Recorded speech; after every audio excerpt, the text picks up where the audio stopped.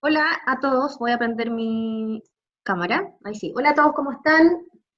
Hoy día miércoles 2 de junio, la mayoría desde sus casas. El tema que vamos a hablar hoy día es cuidando la salud mental de quien cuida, ¿ya? Centrarnos un poco en lo que es salud mental de los cuidadores. Hay muchos cuidadores que son también personas mayores.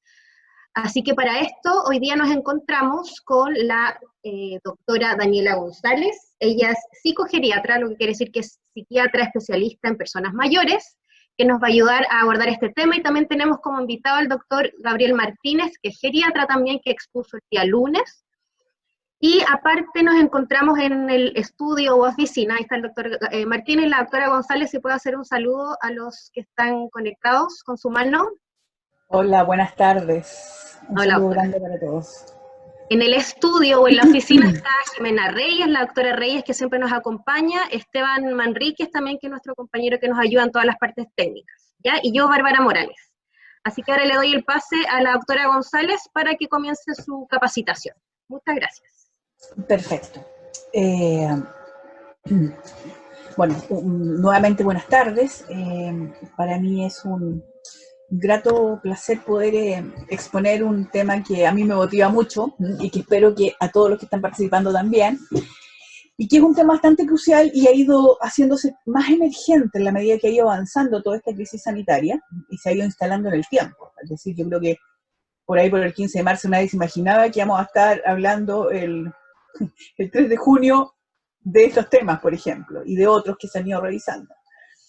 Eh, Principalmente quisiera decir que yo sé que hay muchos que ya han participado de las exposiciones, las capacitaciones previas, entonces quisiera no repetir, ¿no?, algunas cosas, porque hay muchos temas que tienen áreas en común, ¿ya? O sea, el solo autocuidado en general ya toca inevitablemente los temas de salud mental, ¿no?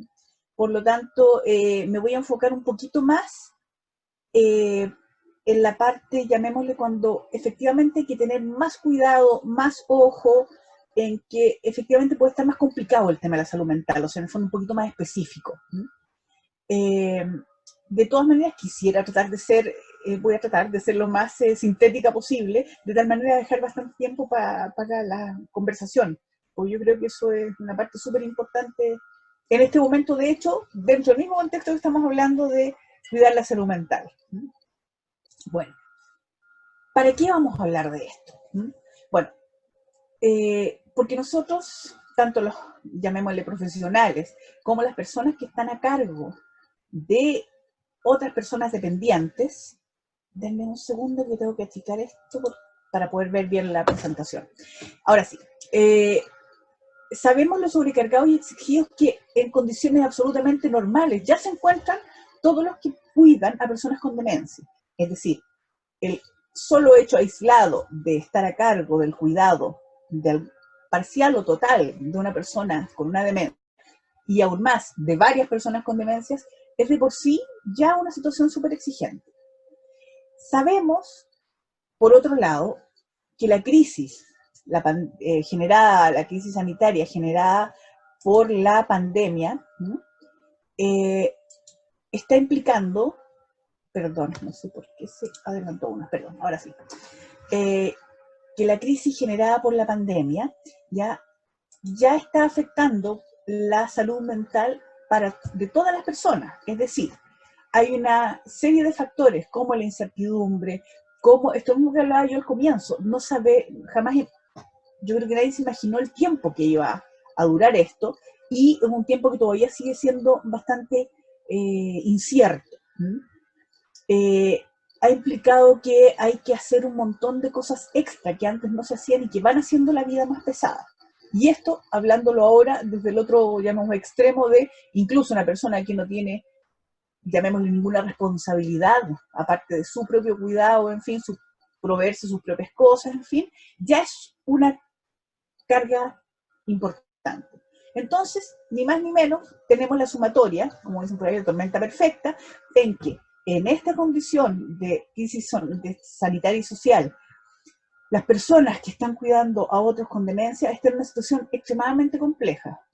Aplican todos los, la, los decires populares, que les llueve sobre mojado, digamos, que en el fondo se están asumiendo una carga cuando ya están sobrecargados en forma normal. Y para más remate, bueno, hay otra serie de cosas que van ocurriendo, como que las mismas personas a las cuales están cuidando están presentando probablemente mayores dificultades en su funcionamiento, mayores síntomas conductuales, ya alteraciones, en fin, y muchos de los recursos que habitualmente uno había aprendido a usar como cuidador para poder aliviar esto, es decir, sacarlos a dar una vuelta, en fin, por ese tipo de situaciones, por la situación actual no se puede.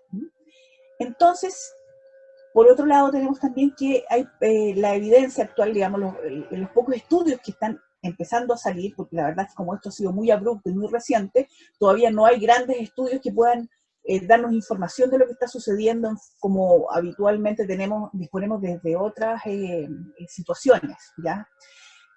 Pero sí es evidente, tanto por los números como por lo que se va reportando, que hay un aumento de síntomas, ya sea en la línea ansiosa, en la línea depresiva, hay mal uso del alcohol, mal uso de medicamentos ansiolíticos, que ha aumentado el riesgo de suicida, que ha aumentado también el riesgo de maltrato, que aumenta la sensación de desesperación, en fin. Para todo esto es lo que vamos a revisar esta temática.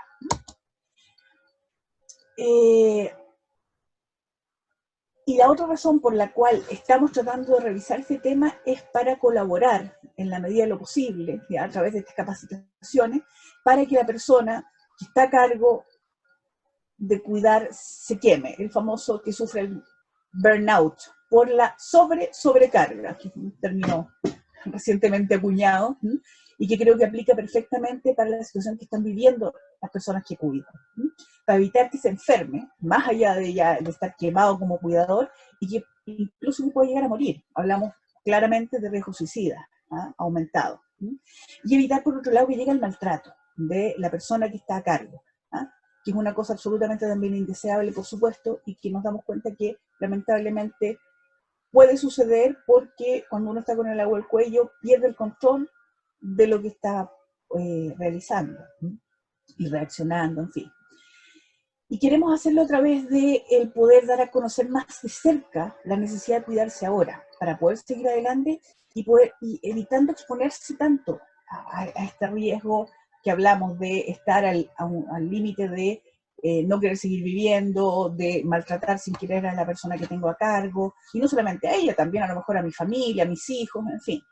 Y conocer algunas necesidades de alerta, de necesidad urgente de ayuda, y hablo de ayuda profesional, ¿ya? Es decir, también, como menciono más abajo, conocer algunas formas de autocuidarse, pero claramente establecer que hay momentos en el cual ya no basta, ¿ya? Definitivamente el autocuidado, que estamos absolutamente de acuerdo en que es necesario, ¿ya? Para todos y con mayor razón para una persona que está sobrecargada en estas circunstancias, ¿ya?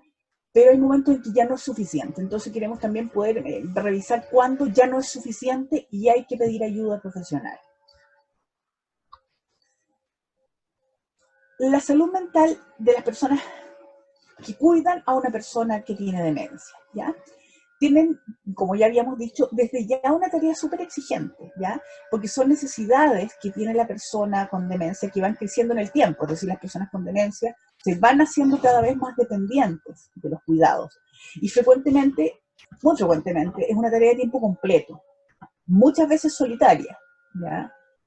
Con bastante poco apoyo, ¿ya? Y tiene además una serie de dificultades de muy distinto tipo y que además van cambiando. Es decir, hay problemas que tienen en este momento que van a ser distintas pasado mañana, ¿ya? Y entonces exigen además una capacidad de reacción y adaptación importante.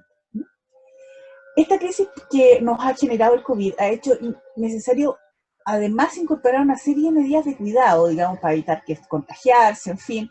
Además, el tema de guardar las cuarentenas, de extremar las medidas de higiene, mantener la distancia física, lavar las cosas que uno trae del supermercado, en fin, pedir permiso a la comisaría virtual para ir al supermercado, para las horas médicas, en fin, o sea, que se añaden a esta exigencia que ya mencionaba. Toda esta sumatoria, además, resulta digamos, de que hay más dificultades con la misma persona con demencia. Les cuesta más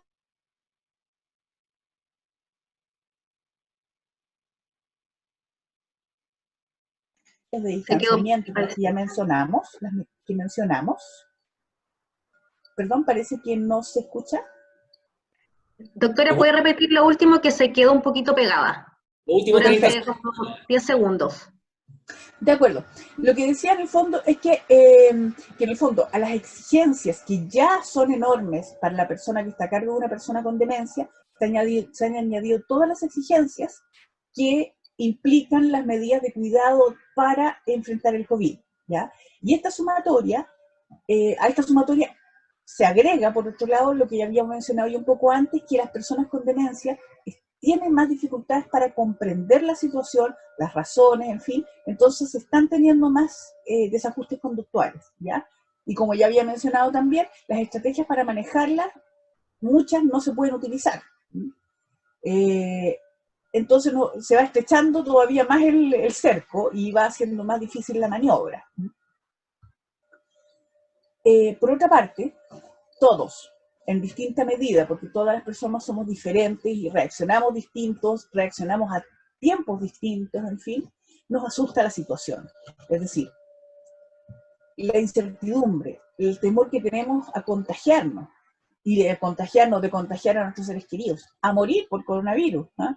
A las dificultades económicas, por eventual pérdida de trabajo, porque mi empresa se acogió a la ley de protección del empleo, en fin, una serie de dificultades. ¿Cuántas personas, además de llevar el cuidado, además de una persona con demencia, están a cargo de su economía familiar, en fin? Entonces es una situación que genera mucha angustia, mucha incertidumbre, mucha tensión.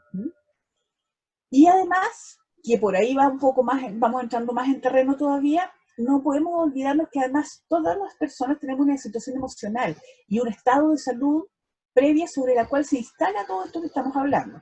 Es decir, es importante, y desde ya lo vamos estableciendo, que si es que ya existe una afectación, es decir, una enfermedad, un cuadro depresivo, un cuadro ansioso, en fin, es súper importante tenerlo presente para poder actuar oportunamente sobre mí mismo y para tenerlo presente yo mismo, ¿no?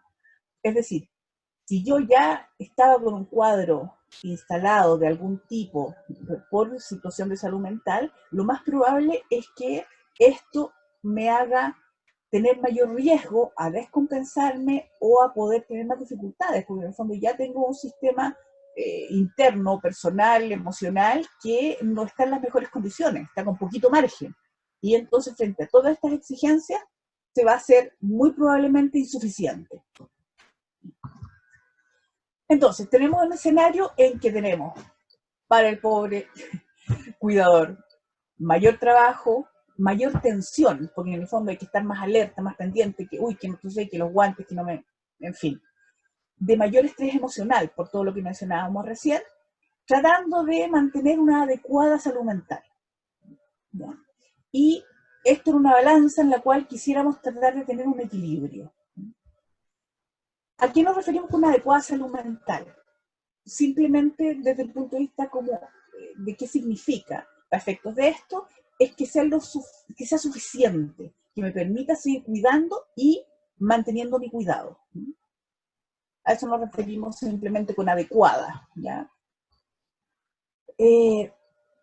Para ir ya viendo cómo podemos ir cuidando o manteniendo este equilibrio que nos permita sostener una adecuada salud mental, o sea, suficiente para poder echarle para adelante, por un lado están acciones personales, como, que nos permiten como autodiagnosticarnos. ¿A qué me refiero con autodiagnosticarnos? Me refiero a hacer como un diagnóstico, una evaluación de cómo estoy, ¿ya? Es decir, tenemos que estar un poquito más pendientes, autoobservantes, ¿ya? Por eso le puse ahí con atención y conciencia, es decir, porque una cosa es decir, como cuando uno se queja en el verano, pucha que hace calor, o en el invierno, pucha que está frío, y otra cosa es hacer esta observación con atención y conciencia, es decir, cuánto me está afectando, en qué lugar me está dejando esta situación. Estoy más tenso, estoy más complicado, en realidad estoy con el agua hasta el cuello y cualquier cosa me hace saltar, en fin.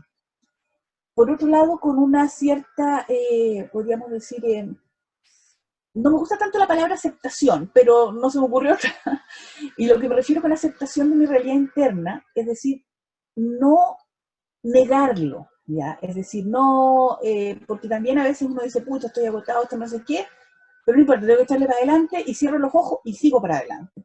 Yo pienso que, y es lo que quiero transmitir, que el poder estar consciente en hasta qué punto me está afectando toda esta situación es súper importante para poder ir tomando medidas que me permitan no llegar a un punto de quiebre y poder seguir adelante. Ese es finalmente el cuento. Poder seguir cuidando y no morir en el intento.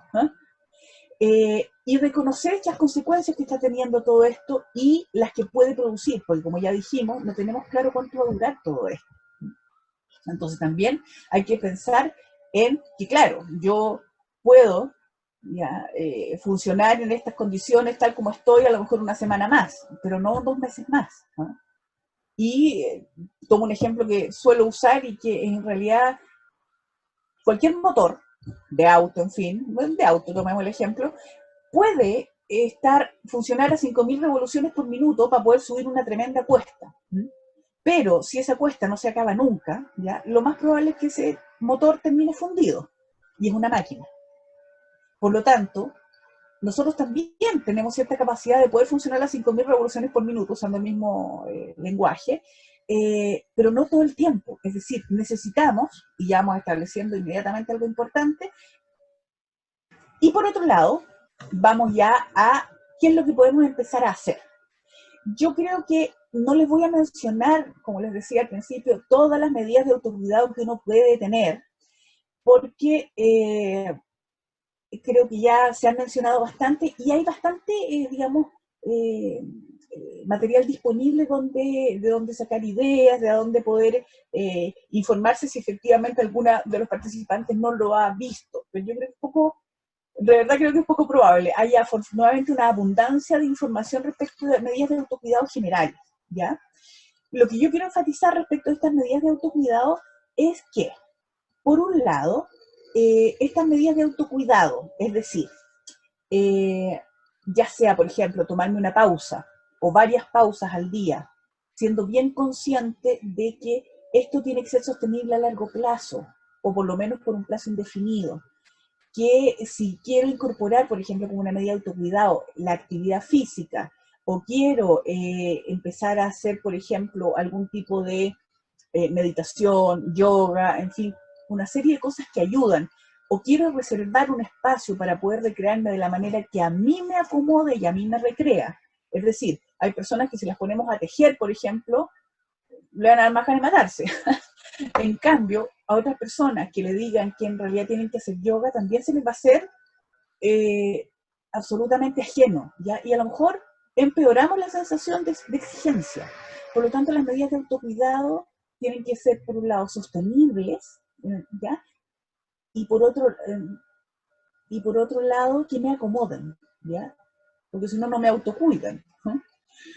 Y también es importante, creo yo, dentro de todas estas cosas que sabemos, que hay que realizar una nueva priorización de actividades. Y le puse a elegir las batallas que se darán, porque frente a circunstancias especiales, ya, medidas especiales. Por dar un ejemplo, en general, las personas que ya están acostumbradas o que ya tienen un cierto ritmo de estar cuidando a una persona con demencia, en general tienen una buena organización, es decir, horarios, ciertas actividades, ciertas cosas que tienen que darle. En este momento, frente a la sobreexigencia, yo creo que es el momento de revisar un poco y repriorizar.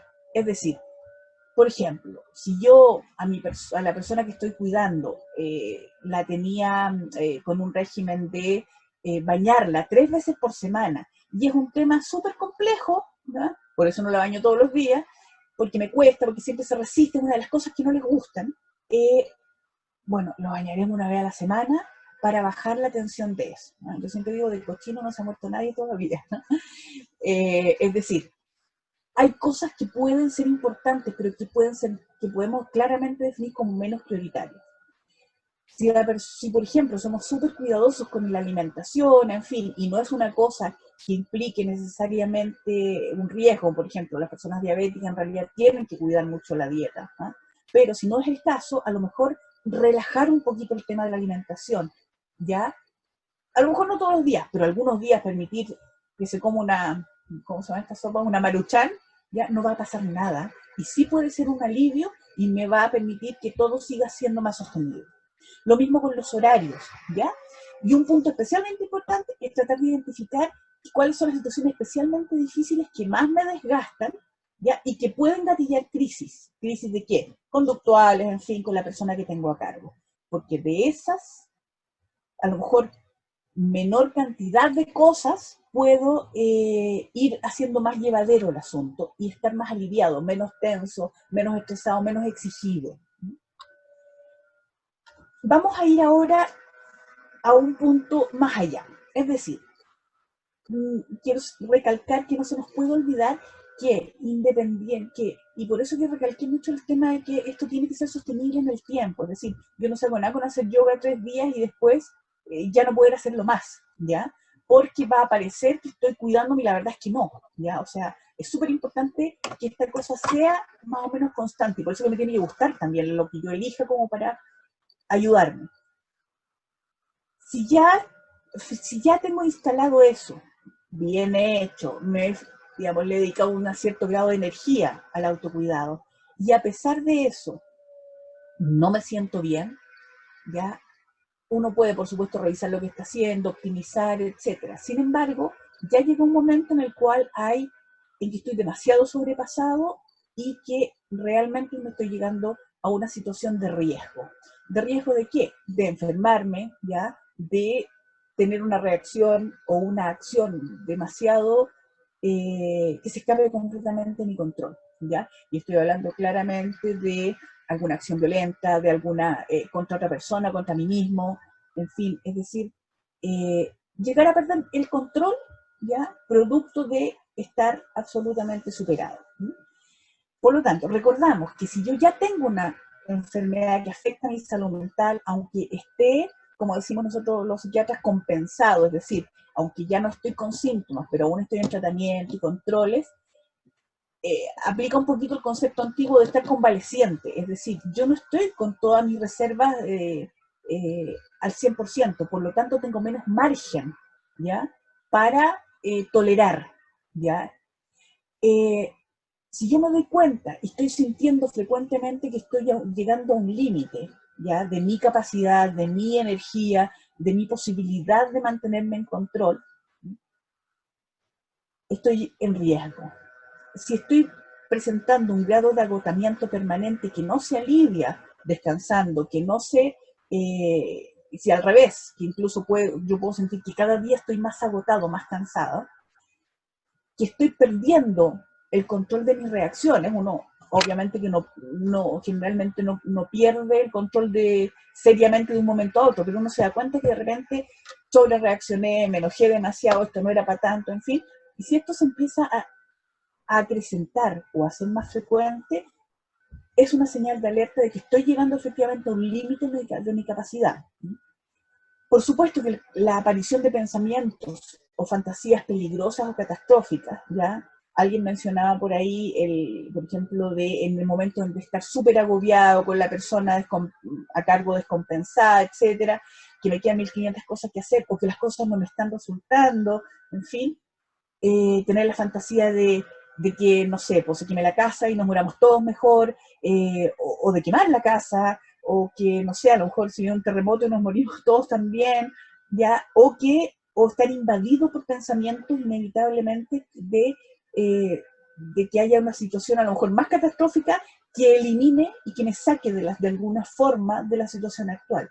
Independientemente que después, por supuesto, que uno puede recapacitar y pensar, pucha, las leceras, lo terrible que estoy pensando, ¿ya? Y eso no es, no es que esté mal, ¿ya? Pero sí es una señal de alerta de que en realidad mi mente incluso está queriendo buscar alguna forma de escape, ¿ya? Que puede ser absolutamente, llamémosle, inadecuada, disruptiva, terrible, pero es tal mi desesperación que mi mente está escapando a cualquier forma, digamos, a irse a cualquier otra situación, aunque sea más terrible, pero parece de alguna u otra forma menos complejo que seguir sosteniendo la que estoy viviendo.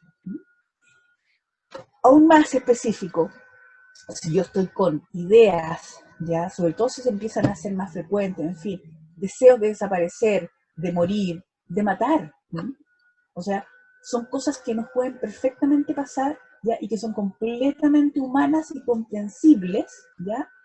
Desde la desesperación en la que uno puede llegar. Y que fundamentalmente ahora nos convocan a tener lo presente como una señal de alerta. ¿Una señal de alerta de qué? De que en realidad,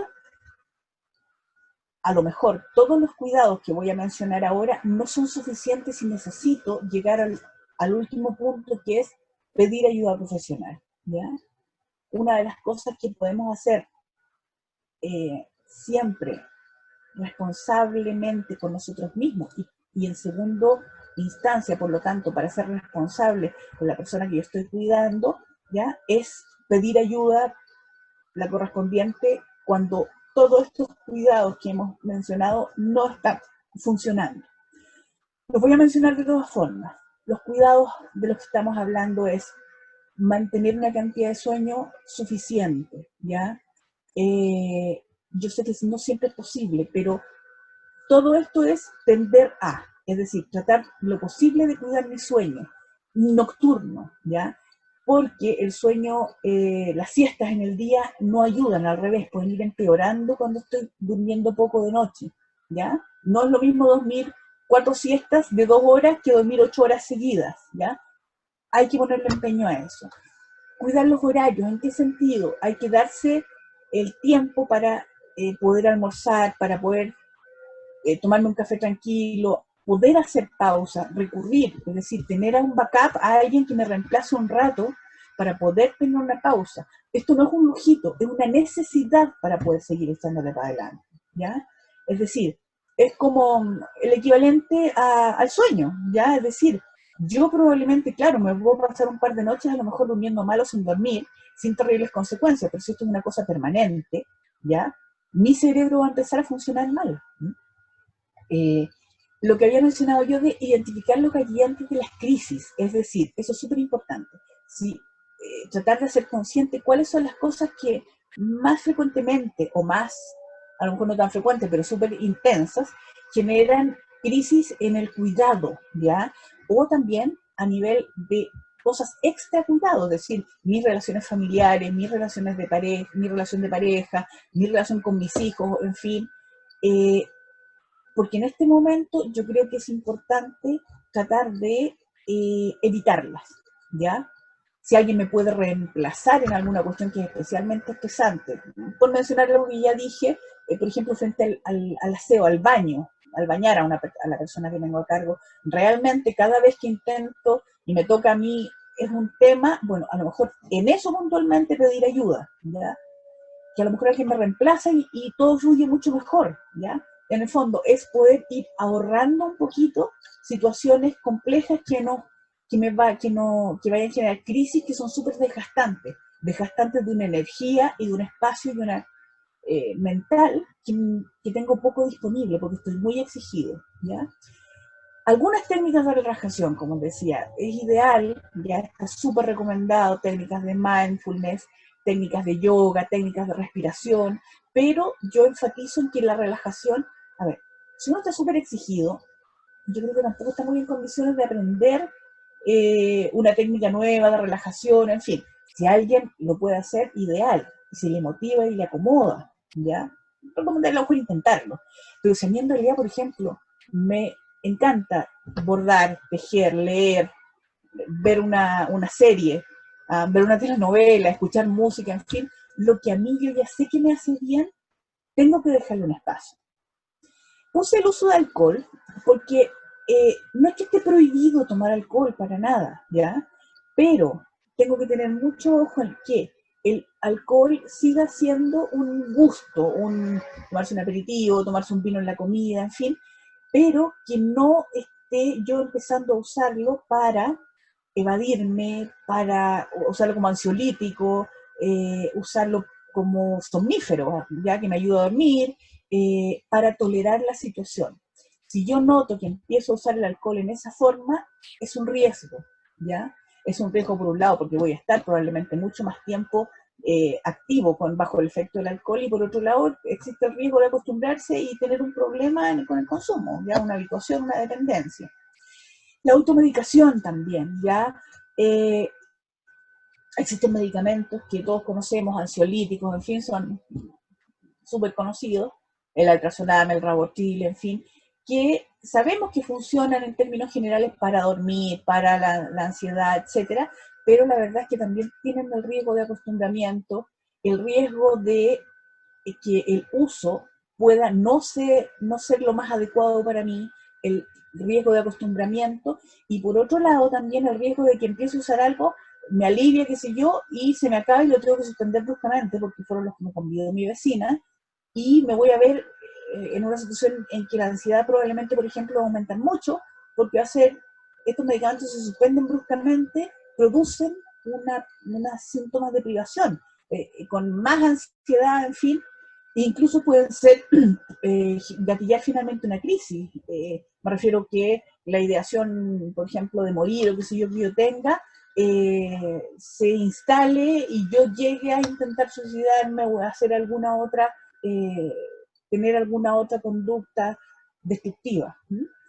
Eh, yo creo que todos tenemos que recordar que debemos pedir ayuda y aceptar apoyo, ¿ya? No solamente, cuando digo apoyo no me refiero a lo que sigue después, que pedir ayuda profesional, es decir, yo creo que en este momento no podemos estar eh, sobre exigiéndonos, sobre lo que, más encima de todo lo que ya hemos descrito. Por lo tanto, pedir y aceptar apoyo en este momento es absolutamente necesario para poder seguir adelante y poder mantener nuestra salud mental en un nivel adecuado, que fue lo que definimos. No estamos hablando de estar óptimos, no, de estar lo suficientemente bien para poder seguir adelante. Si todo esto ya lo tengo más, puesto en práctica y aún así estoy detectando estos riesgos y señales de alerta que yo había mencionado, es absolutamente necesario, ¿ya? Y esto corre para ustedes y también para el que tienen al lado. O sea, si ustedes observan todo esto en otra persona, ¿ya? Que a lo mejor un compañero de trabajo, en fin, a lo mejor no son ustedes directamente cuidador, o a lo mejor son co-cuidadores, en fin, eh, son señales de alerta válida para todos, ¿ah? Y necesitan el apoyo de un profesional. Y finalmente, solamente un recordatorio de que existen, ya, ahí están los links, ahí están los teléfonos, hay una serie de manuales, de infogramas, en fin, guías que están diseñadas, algunas específicamente incluso para este periodo, ¿ya? Eh, Ustedes pueden incluso ir mucho más allá, digamos, dentro de lo que son las cosas que están, digamos, las cosas que ha puesto a disposición el Ministerio en su página, se pueden encontrar muchos más materiales, en fin. Y para lo que es efectos de poder contactar salud profesional, a nivel profesional, hay que y pedir orientación, esta salud responde, está Fondo Mayor. No teman pedir ayuda, yo creo que es lo más responsable que uno puede hacer por uno mismo y por la persona a la que está a nuestro cargo. Eso es lo que les quería contar por hoy día. Excelente. Muchas gracias, doctora González. Ahora la doctora Reyes nos va a leer las preguntas que se generaron en el chat. Hola a todos, buenas tardes. Gracias a la doctora González por la excelente presentación que acabamos de ver. Bueno, voy a ir con algunas preguntas que han ido apareciendo aquí en el chat. Preguntan por acá alguien como compañeros de trabajo, dice, ¿cómo podemos ayudar al compañero que esté pasando por una crisis de este tipo? A ver, yo me imagino que están pensando en un compañero de trabajo en el cual, como decía yo, ya nos damos cuenta que tiene a lo mejor algunas señales de alerta, ¿ya? O a lo mejor no tanto, pero en cualquiera de esos casos, bueno, por un lado,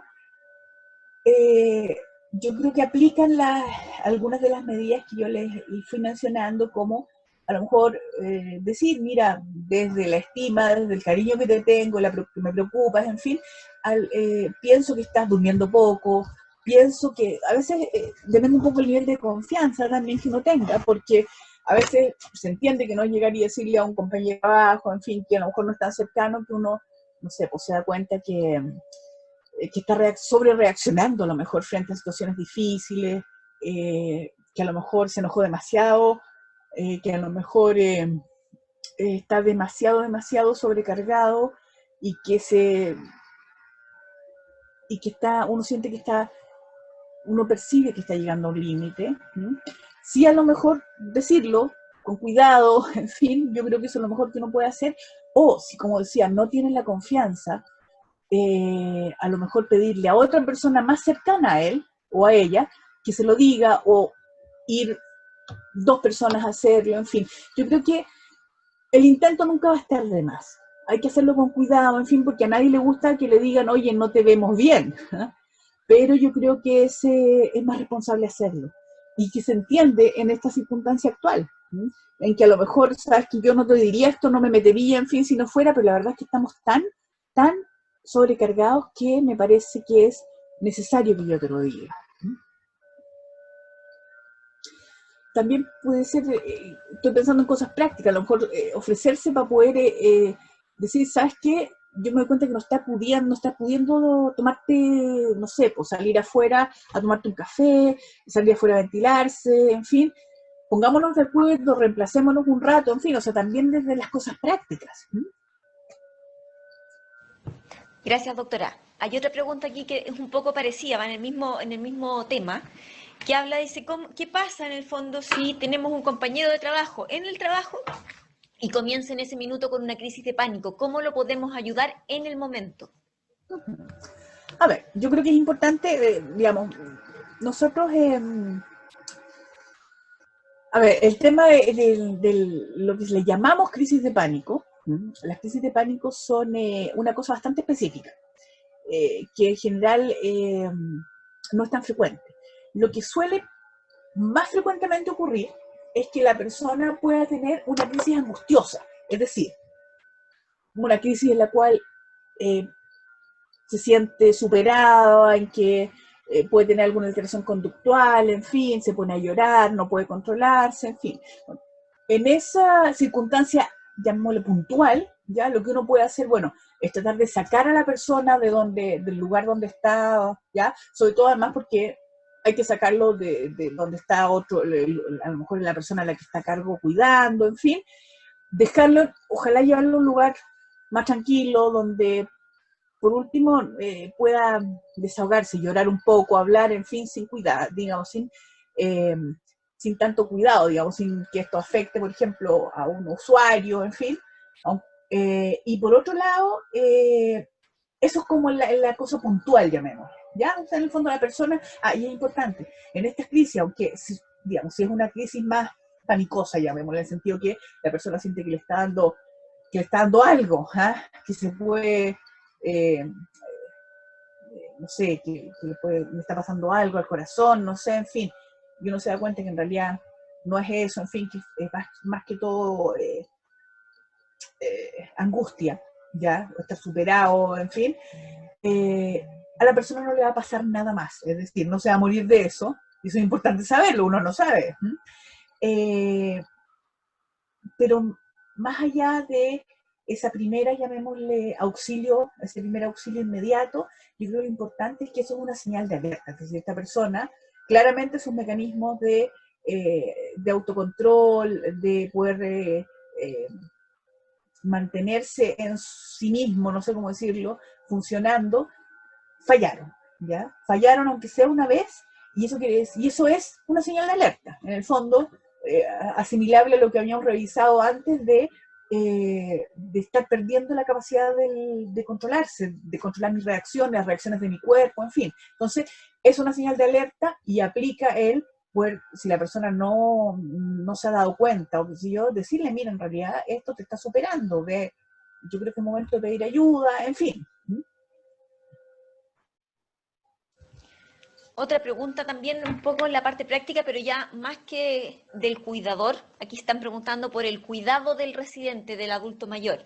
Eh, Aquí, ¿Cómo manejar a una persona mayor que tiene algún grado de demencia, algún de base en el fondo, y que se pone agresivo ante distintas situaciones, al bañarlo, en el fondo, al tener que hacer alguna actividad en particular? ¿Cómo lidiar con esa situación? Dani, ¿me sí, das un minuto? Porque quiero dar un tip aquí, dale que nomás. lo estoy compartiendo en este minuto en el chat, por si acaso. Es un link, ¿ya? A ver, nosotros sabemos que alrededor del entre 60 y 70% de los residentes en una residencia de larga estadía tienen un grado de demencia. Probablemente, si sumamos también el deterioro cognitivo leve, cercano al 90-100% de los pacientes, o sea, de las personas que están institucionalizadas, tienen un grado de deterioro cognitivo.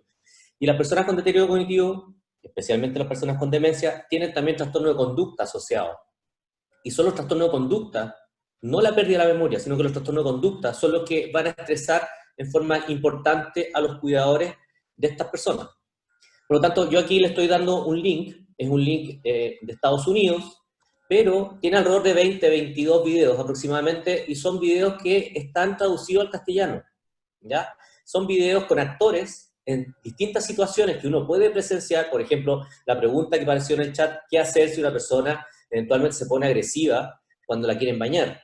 También hay muchos ejemplos qué hacer cuando están con conducta motora aberrante. Van para allá, para acá, sacan la ropa del closet, la dejan en la cama, la desordenan, la tratan de meter de nuevo. ¿Qué pasa cuando están agresivos, cuando tienen ansiedad, cuando tienen agresividad verbal? Entonces, ahí hay varios tips que probablemente les van a servir mucho a ustedes, porque si nosotros logramos controlar los trastornos de conducta, probablemente también vamos a prevenir la sobrecarga del cuidador.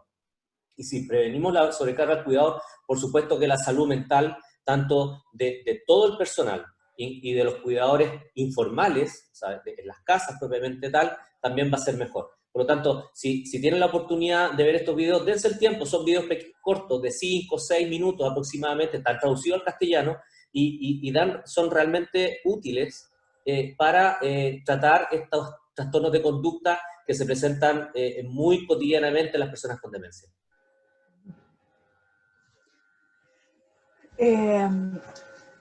Me parece demasiado bueno el aporte, doctor Martínez. Eso, digamos, de todas maneras, porque todos estos síntomas, digamos, todos estos trastornos de conducta que tienen normalmente las personas que tienen una demencia, efectivamente siempre están presentes, son muy frecuentes, en fin, y son muy desgastantes, ¿ya? Y de ahí venía también como una cosa más general que yo decía que, por ejemplo, si una persona justamente es frente al baño, ¿ya?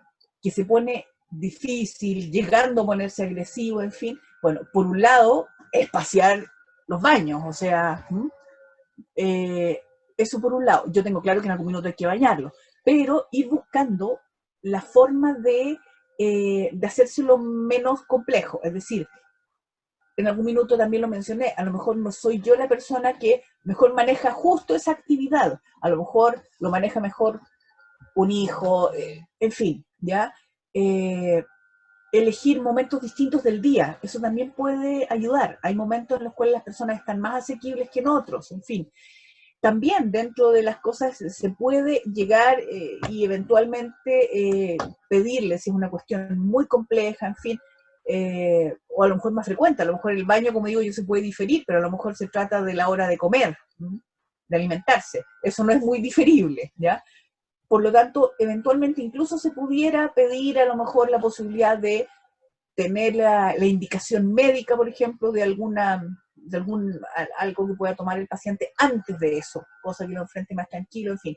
Pero en términos generales, siempre es posible, no sé, tal vez decir siempre es demasiado, pero en general es mucho más posible encontrar alguna fórmula ya en la cual me permita llevar a cabo la actividad que es necesaria sin gatillar la reacción de la persona.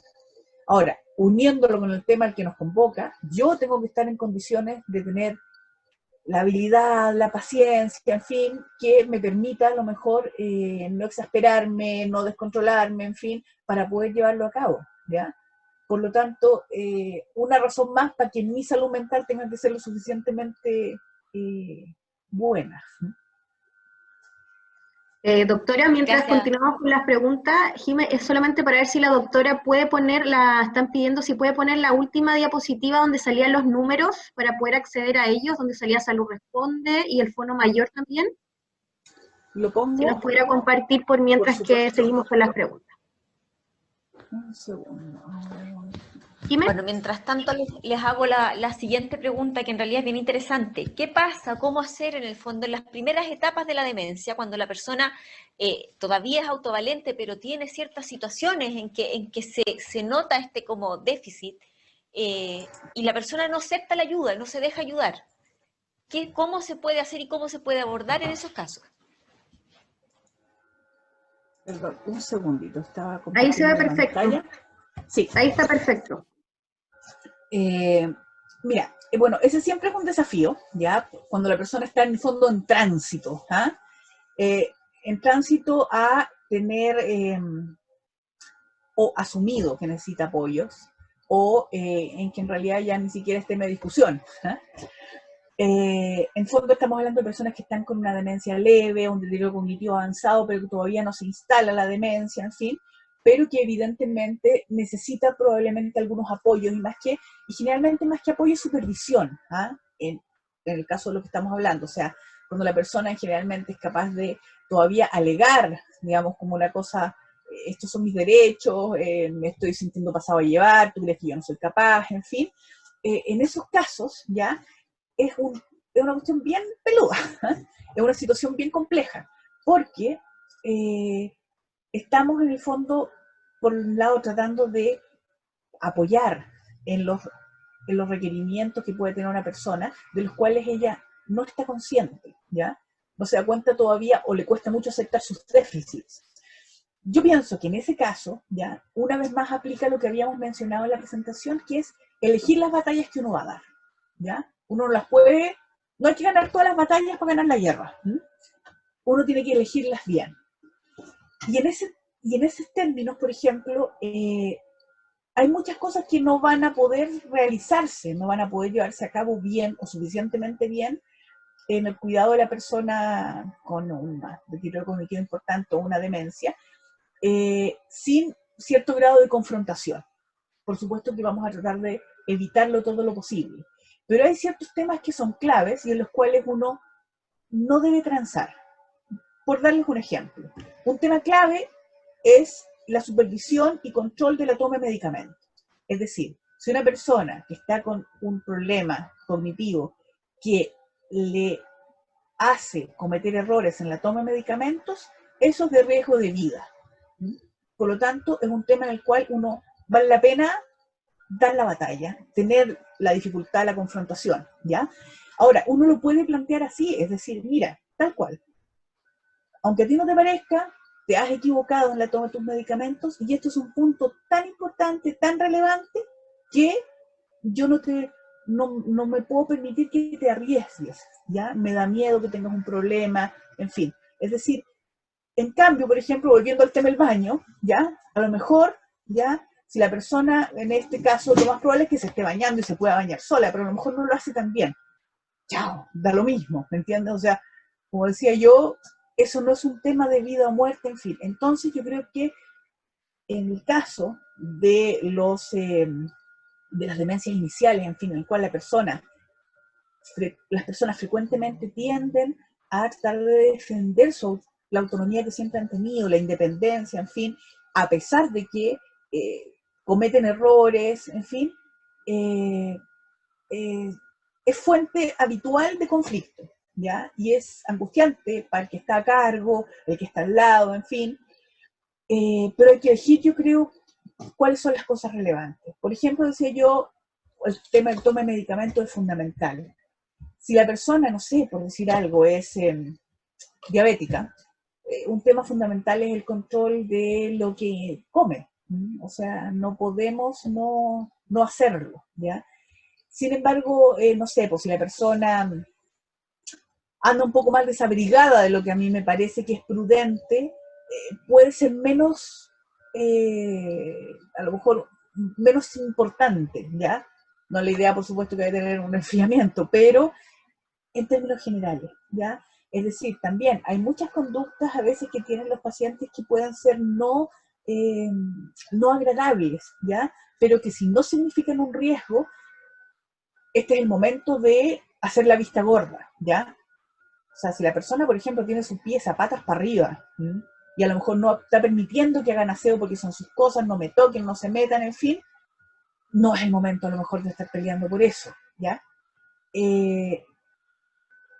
Más o menos eso es un poco la línea, ¿ya? Ahora, para que lo tengan súper claro, es una cosa muy habitual que cuando las personas están empezando con los deterioros propios de una demencia, pero están en ese tránsito, ¿ya? Se ponen bastante quisquillosas frente a los intentos de cuidado y de apoyo.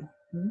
No todos, pero una gran mayoría. Y ahí, como digo, uno tiene que ir con todo tacto, en fin, echarse la culpa, decir, mira, es que esto me deja más tranquilo a mí, en fin, no sé.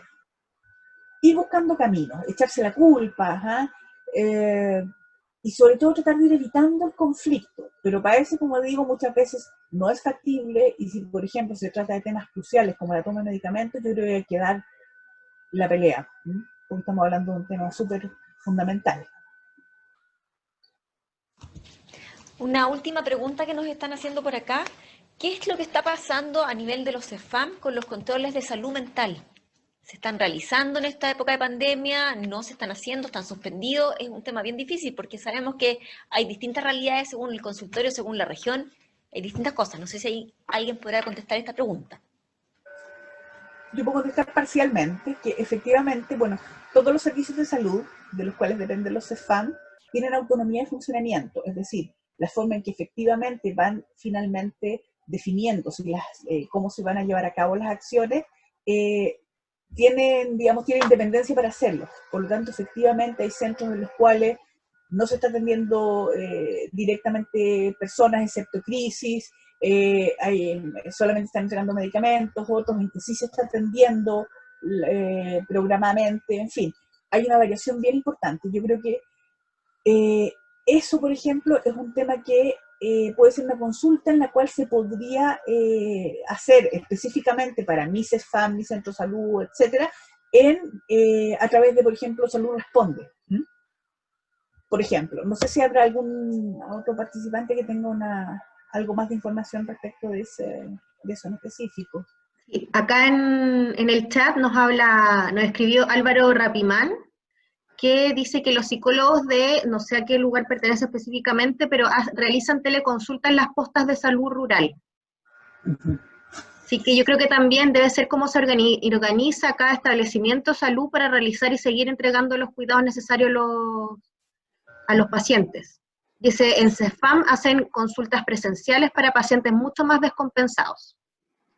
Bueno, esa era otra cosa. Bueno, yo creo que en términos globales, y no creo que me equivoque, espero no equivocarme además, siempre que hay una situación de urgencia, digamos, de riesgo, en fin, va a haber alguna forma de atención. Es decir, a lo mejor van a decir, mira, no estamos atendiendo aquí, pero vaya al servicio de urgencia, en fin, o sea, va a haber una respuesta para situaciones críticas. Claro. Sí, también comentan que en el CESFAM de Providencia y Ñuñoa, acá en Santiago, hacen atención telefónica.